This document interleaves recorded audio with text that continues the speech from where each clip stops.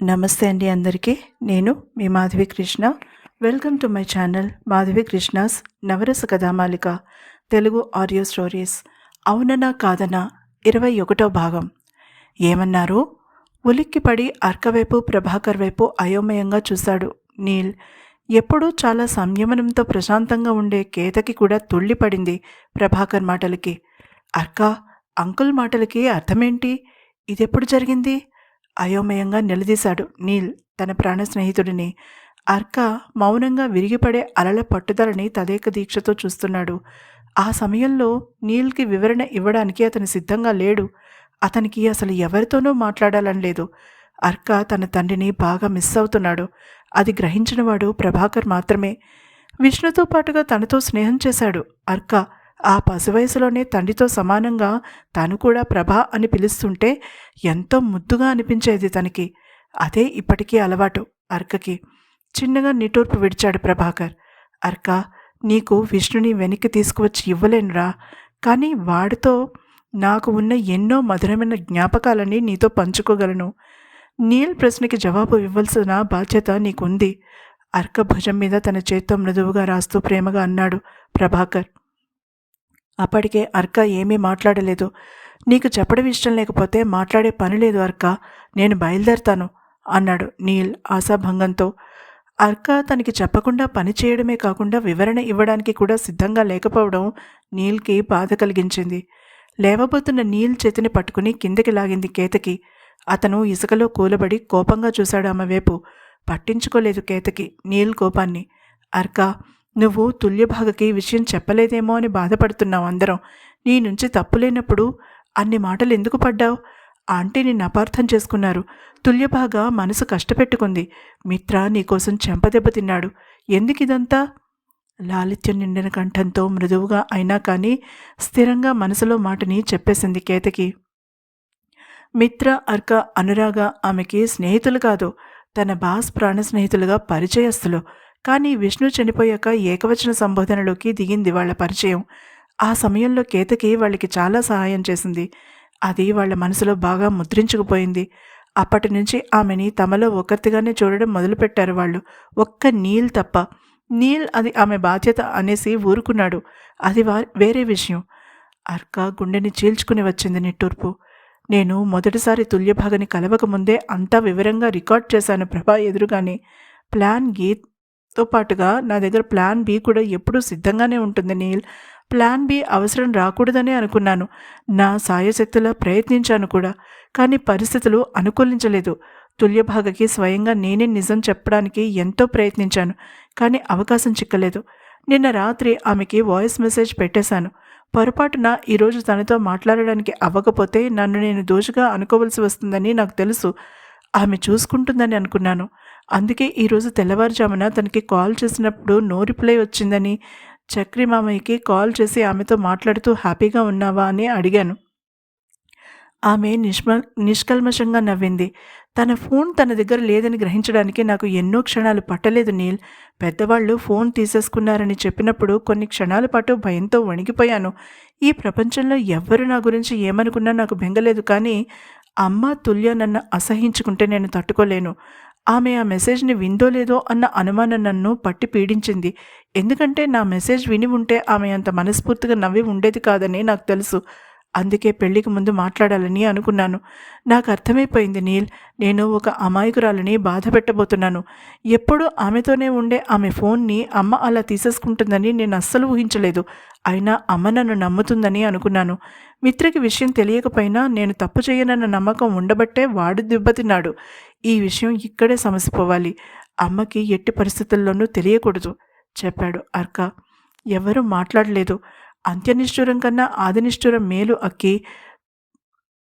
ధరణికి ఈ విషయం తెలిసి తన తప్పు తెలుసుకుంటుంది. తర్వాత ఎప్పుడైనా తెలిస్తే నిన్ను అనవసరంగా మాట అన్నందుకు అపరాధ భావంతో కృంగిపోతుంది ధరణి అన్నాడు ప్రభాకర్ అసహనంగా. అందుకే ఎప్పటికీ తెలియకూడదంటున్నాను ప్రభా, చాలా సహనంతో ప్రశాంతంగా చెప్పాడు అర్క. తుల్య ఎప్పటికైనా ఆ మెసేజ్ని విని తీరుతుంది. నిన్ను అందరూ అపార్థం చేసుకోవడం ఆమె అస్సలు తట్టుకోలేదు. తప్పు చేస్తే ఒప్పుకుని సరిదిద్దుకునే వ్యక్తిత్వం ఉన్న అమ్మాయి తుల్యభాగ. ఆ విషయం మర్చిపోకు పదునుగా అన్నాడు ప్రభాకర్. నేను ఇప్పుడే నా ఫోన్లో ఆ మెసేజ్ని డిలీట్ చేసేస్తాను అన్నాడు అర్క తన ఫోన్ కోసం జేబులో చెయ్యి పెట్టి వెతుక్కుంటూ. తన ఫోన్ తన దగ్గర లేదు అన్న విషయం కొన్ని క్షణాలు గడిచిన తర్వాత కానీ గుర్తురాలేదు అర్కకి. ఈ విషయం ఆమెకి చెబుదాం పద అన్నాడు నీల్ ఆవేశంగా. తన స్నేహితుడిని ఒక మోసగాడు అన్నట్టుగా చిత్రీకరించడం నీల్కి అస్సలు నచ్చలేదు. అనవసరంగా అర్క మాట పడ్డాడని అర్థం కాగానే ఆవేశంతో పిడికిళ్ళు బిగించాడు నీల్. ఆవేశపడకు నీల్, ఇది గొడవల వల్ల సర్దుకునే సమస్య కాదు. ప్రభాకర్ అతన్ని ఆపేశాడు. నీల్ నిస్సహాయంగా చూశాడు వాళ్ళిద్దరి వైపు. ఇప్పుడు ఏం చేద్దామని అడిగాడు. తుల్యభాగ ఫోన్ తనకి వచ్చే ఉంటుంది. తను చూసి ఖచ్చితంగా అర్కని అర్థం చేసుకుంటుంది. ప్రభాకర్ నీల్కి నచ్చచెప్పాడు. చాలా ఆలస్యమైపోతుంది ప్రభా. తుల్యభాగ ఇప్పుడు విన్నా ప్రయోజనం లేదు. పెళ్లికి ముందు నా మెసేజ్ ఆమెని చేరలేదు. నా దృష్టిలో నేను ఆమె పట్ల తప్పుగా ప్రవర్తించినట్టే. కానీ బాధపడుతూ కూర్చోవడానికి సమయం లేదు అన్నాడు అర్క. అంటే నీ ఉద్దేశం? తికమక పడుతూ అన్నాడు నీల్. అంటే ఆ వర్మగాడికి ఊపిరి తీసుకునే అవకాశం ఇవ్వకూడదు. ఆ మేనేజర్ గాడు నిన్ను అనురాగని గుర్తుపట్టాడు అన్నాడు అర్క. ఏంటి? చిన్నగా అరిచాడు నీల్. అందుకే చెప్పాను నీల్, సినిమాలు చూసి ప్లాన్ చెయ్యొద్దు అని. నా మాట వినలేదు నువ్వు. కేతకి కోపంగా అంది. నేను గెడ్డాలు మీసాలు విగ్గు బాగానే పెట్టుకున్నాను కదా, అయినా ఎలా గుర్తుపట్టాడా చెంబునాయాలు? ప్రభాకర్ అక్కడ ఉన్న విషయం మర్చిపోయి మాటల్ని స్వేచ్ఛగా ఉపయోగించేశాడు నీల్. నీల్ అతన్ని ఆపబోయింది కేతకి. అసలు లుంగికి తువ్వాలికి తేడా తెలియని బకెట్ మొహన్నాయాలు గడికి అంత పెద్ద విషయం ఎలా తెలిసింది? వాడికి అంత బుద్ధి ఉన్నట్టుగా అనిపించడం లేదు నాకు. బుర్ర తడుముకుంటూ కళ్ళజోడు ముక్కు మీదకి పైకి తోసుకుంటూ అన్నాడు నీల్. వచ్చిన అంతసేపటికి నవ్వాడు అర్క. అర్క ఇంకా రాలేదేంటి మిత్ర? హాస్పిటల్ నుంచి డిశ్చార్జ్ అయ్యాక కారులో కూర్చుంటూ అడిగింది పెద్ద కొడుకుని ధరణి. తుల్యభాగని కూర్చోమని చెప్పాడు మిత్ర. తల్లిని కారులో ప్యాసింజర్ సీట్లో కూర్చోపెట్టి సీట్ బెల్ట్ పెట్టి. ఆమె తల అడ్డంగా ఊపింది. అప్పుడే అనురాగ కారులో వెనక సీట్లో కూర్చోబోతోంది. ఏమైంది తుల్య? అడిగింది. ఆమె మొబైల్ కావాలన్నట్టుగా సైగ చేసింది. అనురాగ తన ఫోన్ ఇచ్చింది మౌనంగా. నేను ఇంటికి రావడం లేదు, నా స్టూడియోకి వెళ్తున్నాను టైప్ చేసి అనురాగకి చూపించింది. ఆ విషయాన్ని మిత్రకి చెప్పింది. వద్దు తుల్యభాగ, నా మాట విను. ఇది ఇలా రోడ్డు మీద తేల్చుకునే విషయం కాదు. అమ్మ అసలే ఆందోళనగా ఉంది. ఇప్పుడు నువ్వు ఇంటికి రానంటే చాలా అప్సెట్ అవుతుంది. అది ఆమె ఆరోగ్యం మీద ప్రభావం చూపించే అవకాశం ఉంది అన్నాడు సీరియస్గా మిత్ర. అతని మాటల్లో తర్కం ఉండడంతో కాదడలేకపోయింది తుల్యభాగ. అర్క వచ్చేదాకా నీ బాధ్యత నాది. వాడికి నేను ఏమని సమాధానం చెప్పగలను నువ్వు ఇంటికి రానంటే? మార్ధవంగా అడుగుతూనే ఆమె వైపు వచ్చి చనువుగా ఆమెని వెనక సీట్లో కూర్చోబెట్టి అనురాగకి సైగ చేశాడు మిత్ర. ఆమె చిన్నగా తల ఊపి తుల్యభాగ పక్కన సెటిల్ అయింది. అర్క, నేను హాస్పిటల్లోనే ఉన్నానని అనుకుంటాడేమో మిత్ర అంది ఆందోళనగా బయటికి చూస్తూ ధరణి. అమ్మా, మన దగ్గర ఫోన్లున్నాయి, అవి పనిచేస్తాయి. మన అడవిలో ఏమీ ఉండడం లేదు. అర్కకి నోట్లో నాలికుంది ఓపికగా చెప్పాడు తల్లికి మిత్ర. నువ్వెప్పుడూ ఇలానే అంటావు మిత్ర. అర్కకి కోపం వచ్చి ఎక్కడికి వెళ్ళి ఏం ప్రమాదం కొని తెచ్చుకున్నాడో అని నాకు భయం. నుదుటిన చెమటను పెట్టేస్తూ ఉండగా అంది ధరణి. నువ్వలా ప్రతి చిన్న విషయానికి టెన్షన్ పడిపోతే తిరిగి ఇక్కడే చేర్చేసుకుంటారు. అప్పుడు నన్ను అక్కిగాడిని చూడ్డానికి ఉండదు సీరియస్గా అన్నాడు మిత్ర. బెదిరించుకు ఉడుక్కుంటూ అంది ధరణి. బెదిరింపు కాదది, పచ్చి నిజం నవ్వి అన్నాడు మిత్ర. కళ్ళు విప్పార్చుకుని వింటూ కూర్చుంది తుల్యభాగ. తమ ఇంటికి పూర్తిగా విరుద్ధంగా వెళ్లే పద్ధతి ఉంది అనుకుంది తుల్యభాగ. వాళ్ళని ఒప్పించి ఎలాగైనా బీచ్ విల్లాకి వెళ్ళిపోవాలని నిర్ణయించుకుంది ఉల్ఫ్ని గట్టిగా కౌగిలించుకుంటూ. తనకి ఎదురు కాబోతున్న ప్రమాదాన్ని గురించి ఊహించను కూడా లేదామె ఆ క్షణం. వర్మ గొడ్డుకారం తిన్న ఆంబోతులా రంకెలు వేయడం మొదలుపెట్టాడు బంగ్లాలో. మేనేజర్ వర్షంలో బాగా తడిసిపోయిన పిల్లిపిల్లలా ఒక మూలకి నిలబడి ఉన్నాడు ముడుచుకుని. అసలు ఇదంతా ఎలా జరిగింది? బిక్క చచ్చిపోయాడు మేనేజర్. నాకెలా తెలుస్తుంది స్వామి అన్నట్టుగా మొహం అమాయకంగా పెట్టాడు కూడా. అదేమీ పట్టించుకునే స్థితిలో లేడు వర్మ. అగ్గి మీద గుగ్గినమైపోయాడు. ఆ అర్కగాడు నన్ను మోసం చేసి నా ఇంట్లోకి అడుగుపెట్టాడు. ఆ నష్టజాతకురాల్ని వదులుచుకున్నానని అనుకున్నాను, కానీ మరింత ఊబిలోకి కూరుకుపోయాను. నేను ఎవరినైతే చూడకూడదని కంకణం కట్టుకున్నానో దానికే ఎదురుపడి దరిద్రాన్ని ఇంటికి కొని తెచ్చుకున్నాను. ఆవేశంతో రగిలిపోతూ అరిచాడు వర్మ. మేనేజర్ కుక్కిన పేరులా అలా పడి ఉన్నాడు ఒక మూల. నోరు మెదిపితే ఏ మాటలు బయటికి వస్తాయో అని భయపడిపోయాడు. ఇప్పుడు ఏమాత్రం తేడా వచ్చినా తన బాస్ తన తాట తీసేయడం గ్యారంటీ అని తెలుసు కనుక అలా మౌనంగా ఉండడమే మేలు అని నిర్ణయించుకున్నాడు ఆ మేనేజర్. ఎంత ధైర్యం వాడికి! నా ఇంటికొచ్చి నా కూతురి గదిలో ఉండి దాన్ని పెళ్లి చేసుకునే పరిస్థితికి రప్పించాడు. ఆ స్వామీజీ అంటూనే ఉన్నాడు, సరిగ్గా ముహూర్త కాలానికి గుడికి వెళ్ళకపోతే జీవితమంతా మారిపోతుందని, జాగ్రత్తగా ఉండమనీను. ఇప్పుడు ఆ సచ్చిదానంద స్వామి ఎక్కడ దొరుకుతారో ఏమో అంటున్న వర్మ వైపు వెర్రిచూపులు చూశాడు మేనేజర్. ఇదిగో మేనేజరు, అలా చిన్నపిల్లాడి చేతిలో నుంచి ఐస్ క్రీం కొట్టేసి అమ్ముకునేవాడిలా ఆ మొహమేమిటి? మేనేజర్ని ఒక దుమ్ము దులిపాడు వర్మ. అయ్యా, మీరు ఆవేశపడనంటే ఒక మాట చెప్తాను, భయం భయంగా నసిగాడతను. మాట్లాడావంటే నల్లని తారు రోడ్డు మీద మిట్ట మధ్యాహ్నం బట్టలు లేకుండా దొల్లించేస్తాను, జాగ్రత్త ఉరిమాడు వర్మ. అయ్యా, మీరు నన్ను ఎంత కోపగించుకున్నా పర్వాలేదు కానీ ముందు అమ్మాయి గారి ఇంటికి వచ్చేలా చూడండి, లేకపోతే ఆ అర్కగాడు మనకి మొగుడై కూర్చుంటాడు అంటున్న మేనేజర్ వైపు కోపంతో మిర్రిమిర్రి చూశాడు వర్మ. కానీ ఏమీ మాట్లాడలేదు. మేనేజర్ కొంత ధైర్యం తెచ్చుకున్నాడు. ముందు ఈ పని మీద ఉండమంటారా? వినయాతి వినయంగా అడిగాడు వర్మని. ముందు ఆ అర్కగాడి గురించి వివరాలు సేకరించు. చాప కింద నీరులా వాడి అమ్మ మన దగ్గర నుంచి డబ్బు కొట్టేయాలని ప్లాన్ వేసింది. ఆ ఇద్దరు కొడుకులని అలా పెంచి నా మీదకు వదులుదామని అనుకుంది కాబోలు. ఆస్తిలో చిల్లి గవ్వదానికి వెళ్ళనివ్వను. మన లాయర్లకి కబురు పంపించు, రేపు మీటింగ్ ఏర్పాటు చేయి ఆదేశించాడు వర్మ. చిన్నగా తల ఊపి బయటికి పరుగు తీయబోయాడు మేనేజర్. ఆగవయ్యా మేనేజరు! బయటకు పరుగు తీయబోతున్న అతన్ని నిర్దాక్షిణ్యంగా ఆపేశాడు వర్మ. గుండెలు బితుకు బితుకుమంటూ ఉంటే భయంగా అతని వైపు తిరిగాడు మేనేజర్. ఎట్టి పరిస్థితుల్లోనూ సాయంత్రం లోపుగా తుల్యభాగా ఇంట్లో ఉండాలి. అలాగే ఆమెకి సరైన పెళ్ళికొడుకుని వెతికే పనిలో నేనుంటాను అన్నాడు కక్షగా వర్మ. అతన్ని పిచ్చివాడిని చూసినట్టుగా చూసిన మేనేజర్ అంతలోనే సర్దుకున్నాడు. పెళ్ళైన ఆడపిల్లకి మళ్ళీ పెళ్లి చేస్తానంటున్న ఈ మూర్ఖుణ్ణి ఎలా అర్థం చేసుకోవాలో తెలియక అయోమయంలో పడిపోయాడు కూడా. కానీ యజమానులన్నాక రకరకాలుగా ఉంటారు కాబట్టి నోరు మూసుకున్నాడు. అదేమీ పట్టించుకోలేదు వర్మ. తను చేయవలసినది చాలా ఉందన్నట్టుగా తన ఫోన్ అందుకుని ఇక మేనేజర్ని పట్టించుకోకుండా తను ఎంతగానో నమ్మే మహాజాతకరత్న నంబూతిరికి కాల్ చేయడంలో మునిగిపోయాడు. జరిగిన తప్పుకి ప్రక్షాళన ఎలా చేసుకోవాలా అన్న ఆతృతలో తన కన్న కూతుర్ని ప్రమాదంలోకి తోసేశాడన్న ఆలోచన కూడా లేకుండా పోయింది వర్మకి. జరిగిన తప్పుని తనదైన పద్ధతిలో సరిదిద్దుకునే ప్రయత్నంలో పడ్డాడు వర్మ. మేనేజర్ ముందుగా తుల్యభాగని ఇంటికి రప్పించే పని మీద తన దృష్టిని పెట్టాడు.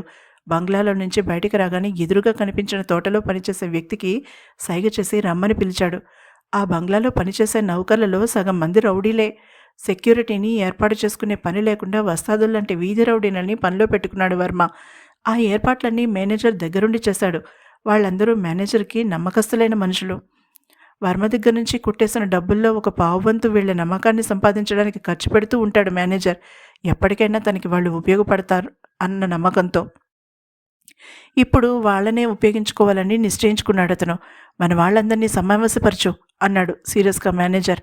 అతని మొహంలో భావాల్ని బట్టి విషయం చాలా పెద్దదని గ్రహించిన ఆ వస్తాదు రౌడీ చిన్నగా తల ఊపి అక్కడి నుంచి పరుగు తీశాడు. అరగంట తర్వాత ఒక నలుగురు వ్యక్తులతో మేనేజర్ అక్కడ అవుట్ హౌస్లో సమావేశమయ్యాడు.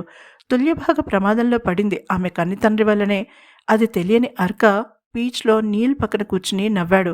మన గురించి మనకి అవగాహన లేకపోయినా పర్వాలేదు కానీ మన శత్రువు గురించి ఖచ్చితంగా అంచనా వేయగలగాలి నీల్ అన్నాడు అర్క.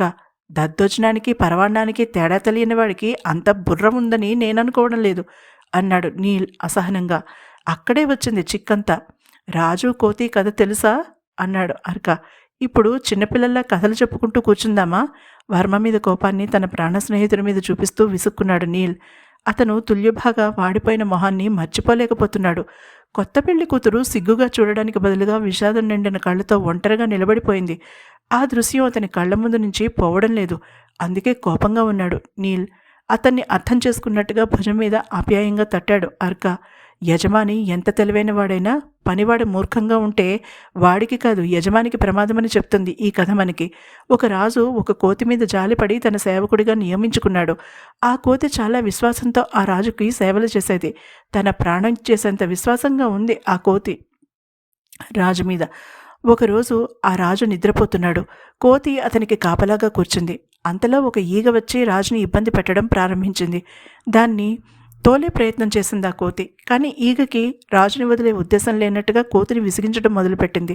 ఇక సహనం కోల్పోయిన కోతి పదునైన కత్తి తీసుకుని ఈగని చంపి పనిలో పడింది. తన పని తనకి ఎంతో ఇష్టమైన యజమానిని హాని చేస్తుందని తెలుసుకోలేని మూర్ఖపు కోతి రాజు ముక్కుపై వాలిన ఈగని చంపే ఉద్దేశంతో కత్తిని పైకెత్తి బలంగా రాజుగారి ముక్కు మీద ఒక దెబ్బ వేసింది. తర్వాత ఏం జరిగిందో నేను చెప్పే పని లేదుగా. నవ్వి అన్నాడు అర్క. అంటే ఆ మేనేజర్ గాడు ఏదో ఒక చెత్త ప్లాన్ వేస్తాడంటావా? అడిగాడు నీల్. ఖచ్చితంగా. నువ్వు జాగ్రత్తగా ఉండు. ఎందుకంటే వాడి కోపం నీ మీద కూడా ఉంటుంది సున్నితంగా హెచ్చరించాడు అర్క. అతని ఆలోచనలన్నీ ముగ్ధలా తల వంచుకుని కూర్చుని తన చేత మెడలో తాళి కట్టించుకున్న తుల్యభాగ చుట్టూ తిరుగుతున్నాయి. హఠాత్తుగా లేచి నిలబడ్డాడు అతను. నీల్, ప్రభాకర్ ఆశ్చర్యంగా చూస్తున్నారు ఒకరినొకరు. ఆ మేనేజర్ గాడు ఇప్పటికే ఖచ్చితంగా ఏదో ఒక దరిద్ర ప్లాన్ వేసేసి ఉంటాడు. నా అనుమానం నిజమైతే తుల్యభాగ ఇంట్లో ఉండడానికి ఇష్టపడదు. తను వెళ్ళాలి అనుకునే చోటు ఒక్కటే ఉంది సాలోచనగా అంటూ బీచ్లో నుంచి రోడ్డు వైపు అడుగులు వేస్తూ అన్నాడు అర్క. ఒంటరి ఆడపిల్లని మిత్రలా వదలలే అర్క, ప్రభాకర్ ధైర్యం చెప్పాడు. లేదు ప్రభా, మిత్ర మాత్రమే కాదు, అమ్మ కూడా ఏమీ చెయ్యలేదు ఈ విషయంలో. ఎందుకంటే ఒక స్త్రీగా అభిమానం దెబ్బతిన్న ఆడపిల్ల ఎలా ప్రవర్తిస్తుందో అమ్మకి తెలిసినట్టుగా ఇంకెవరికి తెలుస్తుంది? అమ్మ ఏం చేస్తుందో నాకు తెలుసు అన్నాడు అర్క. ఏం చేస్తుంది? కుతూహలంగా అడిగాడు నీల్. తను ఏం చెయ్యాలో అది చేస్తుంది అంటున్న అర్క వైపు కోపంగా చూశాడు నీల్. ప్రభాకర్ కేతకి నవ్వుని ఆపుకున్నారు. అలా పొడుపు కథ పొడిచినట్టుగా మాట్లాడితే ఎలా? అందరూ నీలా 2 వైపులా 26 ఐక్యూ లెవెల్స్లో ఉండరు కదా. మాలాంటి 0 ఐక్యూ వాళ్ళకి అర్థమయ్యేలా చెప్పాడు అన్నాడు ఉక్రోషంగా నీల్. చెప్పను, చేసి చూపిస్తాను. ప్రభా, నువ్వు ఇంటికి వెళ్ళి అమ్మతో ఉండు. అమ్మ ఏం చెప్పినా మాట్లాడొద్దు, మౌనంగా ఒప్పేసుకో చెప్పి ఖాళీ ఆటో కోసం చూశాడు అతను. మరి నేనేం చెయ్యాలి? నిలదీశాడు నీల్. నువ్వు కేతకి బట్టలు మార్చుకుని నేను చెప్పిన చోటుకి వచ్చేయండి. మనం చేయవలసిన పని చాలా ఉంది అన్నాడు అతను. ముందు తుల్యభాగ గురించి ఆలోచించారుకా అన్నాడు ప్రభాకర్ అర్క భుజం మీద చేతిని ఉంచి. దానికి జీవితమంతా ఉంది ప్రభా.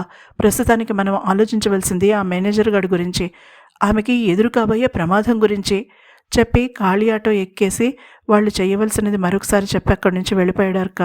చిన్నగా నిట్టూర్పు విడిచి ముగ్గురు కారు వైపు అడుగులు వేశారు. ఇంటి దగ్గర తల్లిని జాగ్రత్తగా సోఫాలో కూర్చోపెట్టాడు మిత్ర.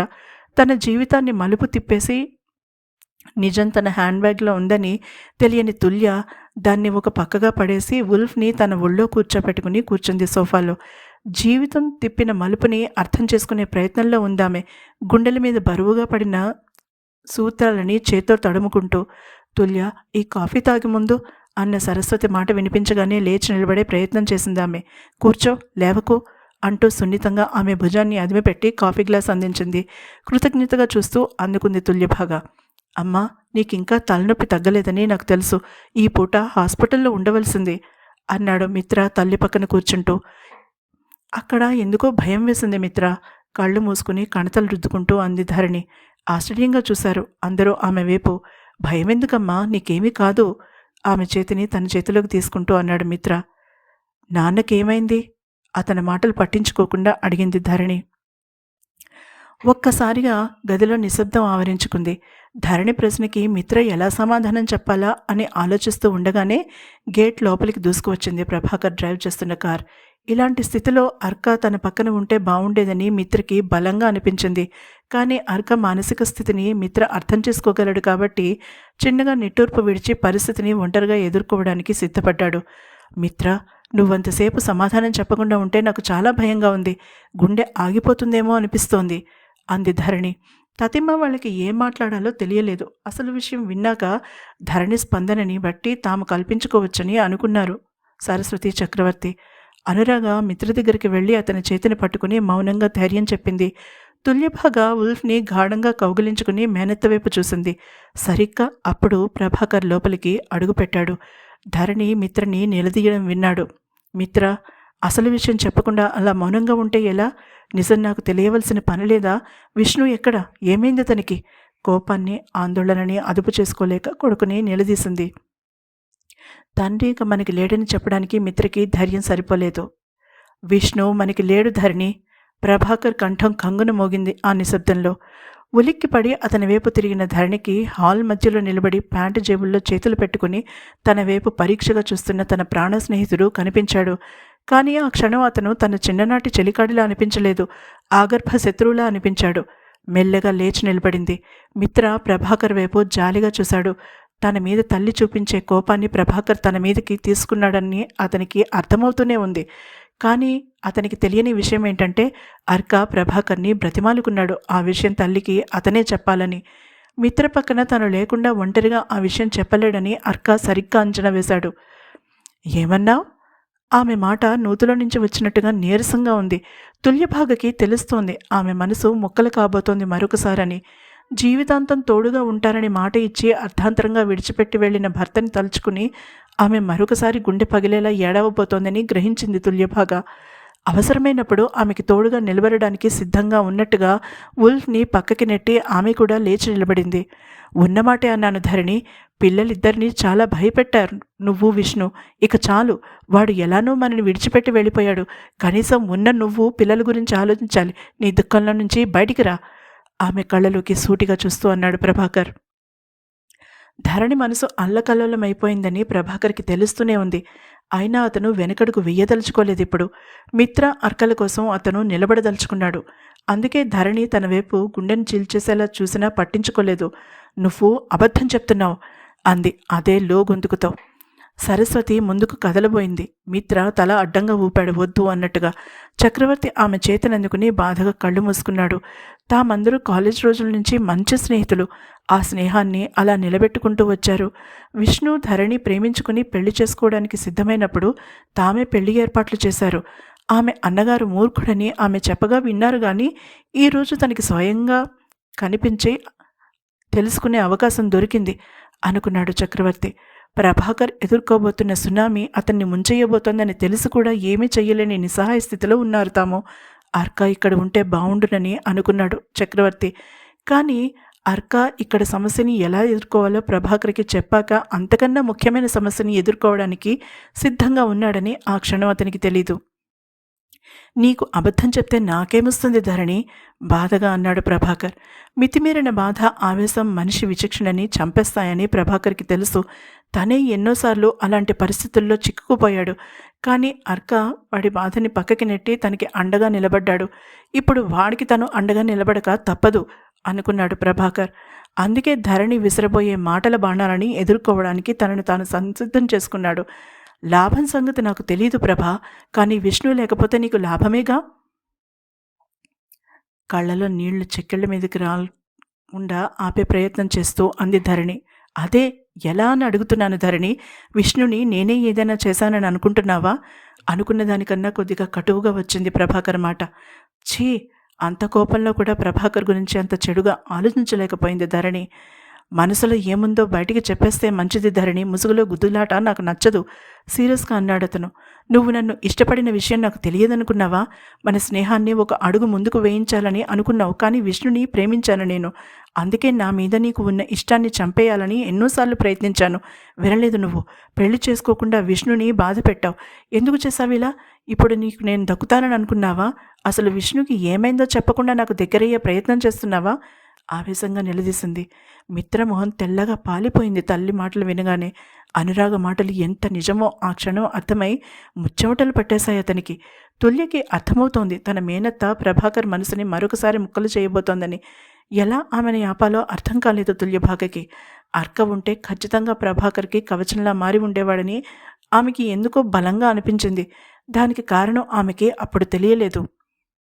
ధరణి, నా మీద నీకు ఇంత తక్కువ అభిప్రాయం ఉందని నాకు తెలీదు. నువ్వు బలహీనంగా ఉన్న స్థితిలో నా ప్రేమను నీకు చెప్పి నిన్ను నా సొంతం చేసుకోవాలనుకునేంత నీచుణ్ణి కాదు. మన స్నేహాన్ని అవమానించావు ధరణి.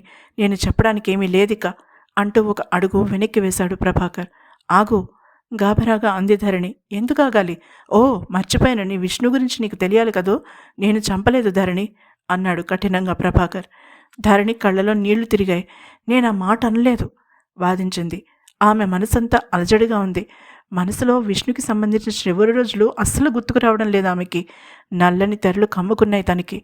విష్ణుకి మధ్య అన్నట్టు ఫీల్ అయ్యింది ధరణికి.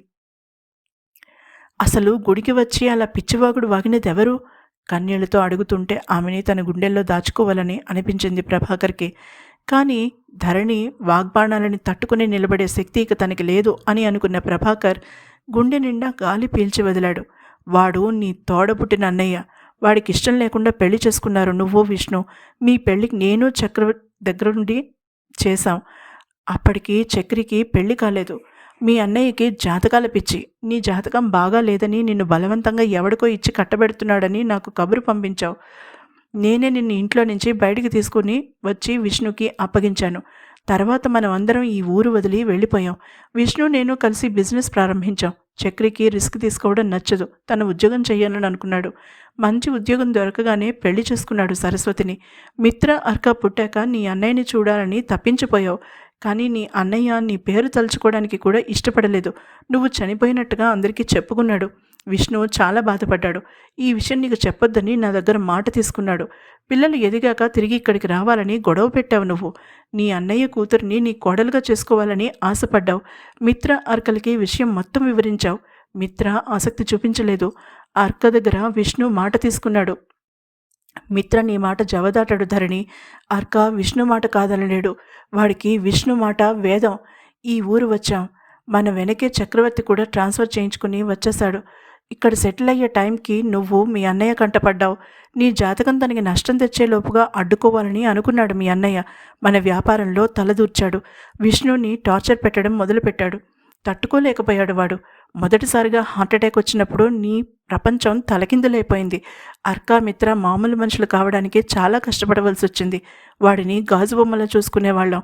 మెల్లమెల్లగా వ్యాపార బాధ్యతలు పూర్తిగా నా నెత్తి మీద వేసుకుని క్షణం తీరిక లేకుండా చేసుకున్నాను నేను. మిత్ర అర్కలని వ్యాపారంలోకి లాగి విష్ణుకి విశ్రాంతి ఇచ్చాము. మీ ఇద్దరికీ సమయం గడపడానికి వీలయ్యేది. ఒకసారి నేను బిజినెస్ పని మీద ఊరు వెళ్ళాను. విష్ణు ఒంటరిగా ఉన్నప్పుడు మీ అన్నయ్య ఆఫీస్కి వచ్చి విష్ణుని కలిశాడు. చెప్పడం ఆపాడు ప్రభాకర్. ఆ హాల్లో శ్మశాన నిశ్శబ్దం ఆవరించుకుంది. గోడకి ఉన్న తాతల కాలం నాటి గడియారం చేస్తున్న టిక్ టిక్ టిక్ అనే శబ్దం తప్ప వేరే ఎటువంటి శబ్దమూ లేదు. వుల్ఫ్ కూడా అల్లరి చేయకూడదని గ్రహించి బుద్ధిగా కూర్చుంది. మిత్రకి ఆ రోజులన్నీ మరొకసారి కళ్ళ ముందు మెదిలాయి. కోపం, బాధ, నిస్సహాయత తన మనసంతా కమ్ముకోగా అతను పిడికిళ్ళు బిగించాడు. అనురాగ అతని చేతిని అందుకుంది. కోపాన్ని అదుపు చేసుకోమని మృదువుగా హెచ్చరిస్తున్నట్టుగా పిడికిలు విప్పి ఆమె చేతిని బిగించి పట్టుకున్నాడు అతను. ఆ సమయంలో ఆమె అతనికి ఆలంబనగా నిలబడింది. అందుకు ఎప్పుడూ ఆమెకి అతను కృతజ్ఞతగా ఉంటాడు మనసులో అనుకున్నాడు మిత్ర. మాట జారితే వెనక్కి తీసుకోలేడు తను. ఆ సమయంలో తన తల్లితో పాటుగా తన తమ్ముడు భార్య కూడా మానసికంగా బలహీనంగానే ఉంది అనుకున్న మిత్ర మౌనాన్ని ఆశ్రయించి బాధ్యతని ప్రభాకర్ భుజాల మీద పెట్టేశాడు. తమ జీవితాలలో అతనికి తెలియని రహస్యం అంటూ ఏమీ లేదని మిత్రకి తెలుసు. అందుకే అసలు విషయం తన తల్లికి వివరించే బాధ్యత అతను తీసుకున్నప్పుడు తప్పుగా అనిపించలేదు మిత్రకి. అర్క ఎంతో ఆలోచించే ఆ నిర్ణయానికి వచ్చి ఉంటాడని గ్రహించాడు మిత్ర. ఎందుకు? కంపిస్తున్న పెదవులని అరచేత్తో అందుకుంటూ అడిగింది ధరణి. అక్కడే ఏదో జరిగిందని, తన జీవితాన్ని మలుపు తిప్పడానికి తన అన్న అని చెప్పుకుంటున్నవాడే కారణమని ఆ స్థితిలో కూడా ఆమె మనసు గ్రహించింది. ఆ ఊరు వచ్చి తనకి ఎదురుపడడానికి ఎంత ధైర్యం అని నిలదీశాడు విష్ణుని నీ అన్నయ్య. విష్ణుకి కోపం వచ్చింది. ఈ ఊరేమన్నా నీ సొంతమా అంటూ కోపంగా వర్మని నిలదీశాడు. నష్టజాతకురాలైన తన చెల్లెలు తన జీవితాన్ని నాశనం చేయకుండా తాను తప్పించుకున్నందుకు ఆనందాన్ని వ్యక్తం చేశాడు వర్మ. అది మరింత కోపాన్ని తెప్పించింది విష్ణుకి. తన భార్య గురించి అవాకులు చవాకులు పేలితే నాలుగు తెగ్గొస్తానని బెదిరించాడు. తనకి ఆవేశం మంచిది కాదని నాకు తెలుసు. కానీ వాళ్ళ వాగ్వివాదాన్ని ఆపే పరిస్థితుల్లో నేను లేను. ప్రభాకర్ గుండె బరువెక్కిపోయింది ఆనాటి పరిస్థితిని తలుచుకుని. ఏమైంది? నిలదీసింది అతన్ని ధరణి. అతని కళ్ళలో అంతులేని విషాదం ఆమెని చాలా భయపెట్టింది ఆ క్షణం. మిత్ర అర్క అక్కడే ఆ గది బయట నిలబడి అంతా వింటూ ఉన్నారు ధరణి. తమ తల్లిదండ్రుల్ని ఒక అపరిచిత వ్యక్తి అన్నన్ని మాటలు అంటూ ఉంటే వాళ్ళు తట్టుకోలేకపోయారు. చిరుతపులుల్లా వర్మ మీదకి దూకబోయారు. వాళ్ళని ఆపడంలో మునిగిపోయిన నేను విష్ణుకి ఎదురైన ప్రమాదాన్ని గుర్తించలేదు ధరణి. నన్ను క్షమించాలి నువ్వు. ఈ అపరాధ భావంతో నలిగిపోతున్నాను నేను అన్నాడు ప్రభాకర్. ధరణి అతని కళ్ళలోకి నిస్సహాయంగా చూసింది. తనకేమీ ఎందుకు గుర్తులేదు? విష్ణుకి ఏమైంది? దానికి ప్రభాకర్ని దోషిగా చేసి నిలబెట్టిందా తను? కళ్ల ముందు ఏవేవో దృశ్యాలు మెదులుతున్నాయి కానీ స్పష్టత లేదు. ముందు అసలు జరిగినదేంటో తను తెలుసుకోవాలి. అప్పుడే ఒక నిర్ణయానికి రాగలదు అనుకున్న ధరణి సూటిగా ప్రభాకర్ కళ్ళలోకి చూసింది. నన్నెందుకు అన్ననేసి మాటలన్నాడు? విష్ణుని ఏం చేశాడు? ప్రభాకర్ని నిలదీసింది ధరణి. ఆమె తన అన్నగారి కఠిన హృదయాన్ని గురించి పూర్తిగా మర్చిపోయిందని గ్రహించాడు ప్రభాకర్. విష్ణుకి నువ్వంటే ప్రాణం ధరణి. నిన్ను ఎవరైనా ఒక్క మాట అన్నా సహించలేడు. అలాంటిది ఆ వర్మ నానా మాటలన్నాడు. నువ్వు నష్టజాతకురాలివని, తల్లిదండ్రుల్ని మింగేశావని, ఇంట్లో ఉంటే తనకి కూడా ప్రాణగండమని జ్యోతిష్కులు చెప్పారని, ఇంకా ఏవేవో అన్నాడు. అవన్నీ తట్టుకుని నిలబడ్డాడు విష్ణు. ఘాటుగానే సమాధానం చెప్పాడు వర్మకి. కానీ మీ ఇద్దరికీ పెళ్లి కాలేదని నీ గురించి నీచంగా మాట్లాడాడు. అది తట్టుకోలేకపోయాడు విష్ణు. నీ పిల్లల్ని తన మేనల్లుళ్ళుగా గుర్తించకపోగా వాళ్ళ పుట్టుకని అవమానించాడు వర్మ. ఆ సమయంలో అతను వాడిన భాషని గురించి నేను ఇప్పుడు చెప్పలేను ధరణి. కానీ విష్ణు ఇక తన ఆవేశాన్ని ఆపుకోలేకపోయాడు. అప్పుడు వచ్చింది విష్ణుకి హార్ట్అటాక్. అప్పుడే మిత్ర అర్కలని పక్క గదిలోకి తోసి తలుపు గడియపెట్టి విష్ణు దగ్గరికి వచ్చి నేను అక్కడ కనిపించిన దృశ్యం చూసి బాగా కంగారు పడ్డాను. వర్మని అక్కడి నుంచి బయటికి పంపి విష్ణుని హాస్పిటల్కి తీసుకువెళ్ళాను మిత్ర అర్కలతో. నువ్వు నేరుగా హాస్పిటల్కి వచ్చావు. విష్ణుని అలా చూసి బెంబేలెత్తిపోయావు. నన్ను నిలదీశావు. దగ్గరుండి నువ్వేం చేస్తున్నావు అని సమాధానం చెప్పలేక తలదించుకున్నాను నేను. నీ మాటల్లో తప్పు కనిపించలేదు నాకు. వర్మని ఆపి బయటికి గెంటవలసింది. అలా చేయకుండా పరిస్థితిని అంతవరకు తెచ్చాను. నేను అలా చూడలేని విష్ణు మరింత అనారోగ్యం పాలయ్యాడు. అర్కకి విష్ణు దగ్గర బాగా అలవాటు ధరణి. తండ్రికి అలా అవ్వడానికి కారణమైన వ్యక్తి వర్మ కాబట్టి వర్మ మీద కోపంతో రగిలిపోయాడు. మిత్ర నీ గురించి గాభరా పడిపోయాడు. వాడికి నువ్వు దేవతవే. అర్క ఆలోచన విధానాన్ని మనం ఎవ్వరం మార్చలేకపోయాము. కారణం విష్ణుకి 2 రోజుల తర్వాత మరొకసారి హార్ట్అటాక్ వచ్చింది. వర్మని ఆ క్షణమే రోడ్డు మీదకి ఈడుస్తానని బయలుదేరాడు అంటూ తుల్యభాగ వైపు చూశాడు ప్రభాకర్. అర్కకి తండ్రి అంటే ప్రాణం. తండ్రి చిన్నగా తగ్గినా కంగారు పడిపోతాడు అర్క. వాళ్ళిద్దరూ తండ్రి కొడుకులు అనే కన్నా ప్రాణ స్నేహితులు అనాలేమో నేను. మిత్రకి తల్లి దగ్గర అంత చనువు ఉంటే అర్కకి తండ్రి దగ్గర ఉంది. అలాగని కుటుంబంలో తేడాలు లేవు. నలుగురు ఎంతో ప్రేమగా ఉండేవారు అంటూ ఎన్నో సంఘటనల్ని ధరణితోనూ తుల్యభాగతోనూ పంచుకున్నాడు ప్రభాకర్. తుల్యభాగకి ఎన్నో అడగాలని ఉంది, కానీ ఎలా అడగాలో అర్థం కాలేదు ఆమెకి. అందుకే మౌనంగా ప్రభాకర్ చెప్పేది వింది. ధరణి తన గురించి కాకుండా వేరే ఎవరి గురించో వింటున్నట్టుగా ఉంది. ప్రభాకర్ ధరణి దగ్గరికి వచ్చి ఆమెను మెల్లగా సోఫాలో కూర్చోపెట్టాడు. తను ఎదురుగా ఉన్న సోఫాలో కూర్చుని మిత్రవైపు చూశాడు అర్థవంతంగా. అతను చిన్నగా తల ఊపి అనురాగకి సైగ చేసి లోపలికి వెళ్ళాడు. అనురాగ అతన్ని అనుసరించింది. కాఫీ మగ్గులు తీసుకువచ్చి అందించాడు మిత్ర అందరికీ. అందరూ సోఫాలో సెటిల్ అయ్యాక తిరిగి చెప్పడం ప్రారంభించాడు ప్రభాకర్. అర్క మిత్ర హాస్పిటల్కి ఇంటికి మధ్యలో తిరుగుతూ ఉంటే నువ్వు ఆఫీస్ చూసుకోవడం ప్రారంభించావు ధరణి. విష్ణు మెల్లగా కోలుకోవడం మొదలుపెట్టాడు. అతన్ని ఇంటికి తీసుకురావాల్సిన రోజు వర్మ తాలూకా మేనేజర్ హాస్పిటల్కి వచ్చాడు.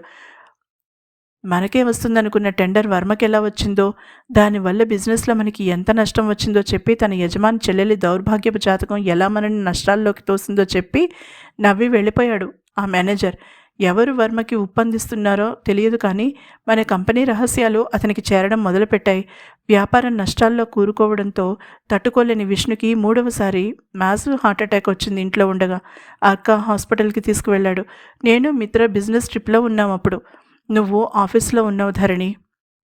కళ్ళు మూసుకున్నాడు ప్రభాకర్. ఆ సంఘటనలు అతనిలో ఎంతటి విషాదాన్ని నింపాయో అక్కడ ఉన్న అందరికీ అర్థమవుతూనే ఉంది. కానీ వేరే దారి లేదు. గతాన్ని తుల్యభాగతో పాటుగా ధరణి కూడా తెలుసుకోవాలి. అందుకే ప్రభాకర్ తన బాధని పక్కకి నెట్టేశాడు. నాన్నకి సీరియస్గా ఉందని అర్క కాల్ చేసినప్పుడు మా ఇద్దరికి కాళ్ళు చేతులు ఆడలేదు. తమ్ముడొక్కడు మేనేజ్ చేయలేడని మిత్ర అనగానే డీల్ని పక్కన పెట్టేసి ఇద్దరం అదరబదిరగా బయలుదేరి హాస్పిటల్కి చేరుకున్నాం. అప్పటికే అర్కతో విష్ణు చాలా విషయాలు చెప్పాడని, వాళ్ళిద్దరూ చాలా ముఖ్యమైన విషయాలను చర్చించుకున్నారని నాకు అర్థమైంది. మిత్ర నిన్ను ఓదార్చడంలో మునిగిపోయాడు. ఆ రాత్రి విష్ణు మనని వదిలేసి అర్క చేతిలో తుదిశ్వాస విడిచిపెట్టేశాడు హాస్పిటల్లో. ప్రభాకర్ గొంతు దుఃఖంతో పూడుకుపోయింది. చాలాసేపు అతను మాట్లాడలేదు. ఎవరూ అతన్ని మాట్లాడించే ప్రయత్నం కూడా చేయలేదు. నేను ఇదంతా ఎలా మర్చిపోయాను? ఆ నిశ్శబ్దాన్ని బదలుకొడుతూ అడిగింది ధరణి. మా నాన్న వెళ్ళిపోయిన దుఃఖంలో నుంచి నువ్వు తేరుకోనే లేదు. ఒకరోజు నేను అర్క ప్రభాకర్ అంకుల్ ఆఫీస్లో ఉండగా పనమ్మాయి కాల్ చేసింది. నువ్వు మెట్ల మీద నుంచి పడిపోయి తీవ్రంగా గాయపడ్డావని చెప్పింది. వర్మ నిన్ను మెట్ల మీద నుంచి తొయ్యడం సీసీటీవీ ఫుటేజ్లో రికార్డ్ అయింది. నాన్న వెళ్ళిపోయాక అర్క సెక్యూరిటీని ఏర్పాటు చేశాడు. అలానే సీసీటీవీ కెమెరాలు కూడా. హాల్లో అన్ని కోణాల నుంచి 6 కెమెరాలని ఫిక్స్ చేశారు, వివరించాడు మిత్ర. ధరణి మెల్లగా లేచి నిలబడింది. ప్రభాకర్ చెప్పిన గతంలో ఒక్క భాగం కూడా తనకి ఎందుకు గుర్తు రావడం లేదు. దుఃఖంతో ఆమె కదిలిపోయింది. విష్ణు విష్ణు అంటూ ఆమె మనసు ఆక్రోశించింది. నేను ఇక్కడ ఉండదలుచుకోలేదు. ఉన్నట్టుండి అన్న తల్లివైపు విభ్రాంతిగా చూశాడు మిత్ర. ప్రభాకర్ మెల్లగా లేచి నిలబడ్డాడు. అర్క తన తల్లి గురించి ఎంత బాగా అంచనా వేశాడో ఆ క్షణం అర్థమైంది ప్రభాకర్కి. తుల్యభాగం ముందుకు వచ్చి మేనత్త చేతులు పట్టుకుంది. ఆమె తల సిగ్గుతో కిందకి వాలిపోయింది. ఆమె క్షమించమని అడుగుతోందని అందరికీ అర్థమైంది. దీనిలో నీ తప్పేముంది తుల్య? నువ్వు కూడా నీ తండ్రి చేతిలో బావుగానే మారావుగా. మేనకోడల్ని తన గుండెలుగా హత్తుకుంటూ బాధగా అంది ధరణి. తుల్య కళ్ళు ధారాపాతంగా వర్షిస్తూ ఉంటే తల్లిలాంటి మేనత్తని ఖర్చుకుపోయింది. మనం కొంత ఆలోచించుకోవాలంటే ఇక్కడి నుంచి దూరంగా వెళ్ళాలి తుల్య. వస్తావా నాతో? కళ్ళ నీళ్లు తుడుచుకుంటూ అడిగింది మేనకోడల్ని ధరణి. వాళ్ళిద్దరూ ఎక్కడికి వెళ్ళిపోతున్నారు? అర్క ఆలోచించినది సరైనదేనా? అతని అంచనా ప్రకారమే వాళ్ళు